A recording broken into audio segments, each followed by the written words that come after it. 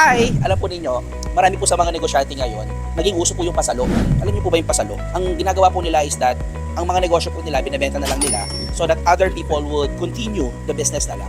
And for some, they say na nag-abroad sila or they don't have much time to manage the business. And for some, totoo yun. And for some, medyo kinukonsil nila, no? The real reason behind this. But for me, no, hindi po lahat ng pasalo palugi. Meron po talaga mga pasalo na maganda pa rin ng negosyo. Pero merong mga negosyo na maganda, merong mga negosyo na mga pangit. Kaya gusto ko pong ituro sa inyo ito para po malaman ninyo kung paano pa malaman kung ang isang negosyo po ay maganda pa. Ayan, kung pwede pa, no? Kung ang isang negosyo ay worth it pa.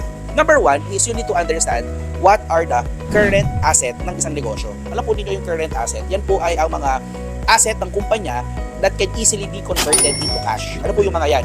Cash, inventory, or tinatawag na finished goods. Ayan. At mga receivables. Yan po yung mga tatlong major yan. No? Kung kayo po ay isang simpleng negosyo, binabantayan nyo po yung cash, yung inventory po ninyo, at yung receivables. Yan po yung tinatawag na current assets.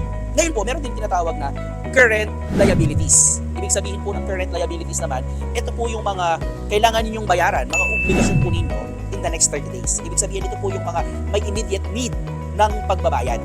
Now, ano pong gagawin ninyo kung alam niyo po ang current assets at current liabilities? I-divide po ninyo ang current asset sa current liability. Ang ideal po na dapat nasagot or lalabas yan ay it should be more than 1. Ideally, syempre, sa mga ibang successful na malalaking kumpanya, it is around 1.5 to 2. For some, it's 2.1, 2.5, no? Kung talagang marami silang current asset. Pero hindi siya po maganda na super dami. Ibig sabihin kasi ng super dami, means natutulog po yung pera. No? Kaya ideal lang po dyan is 1.5 hanggang mga 2, 2.5. Now, pag ang negosyo po ay meron siyang less than 1, ang ibig sabihin po niyan, mas marami ang utang kaysa sa pera or sa asset mo. At medyo delikado po yun. Now, if you will understand this principle, you would be able to see kung ang isang negosyo ba ay kumikita or maganda or ang isang negosyo ay delikado.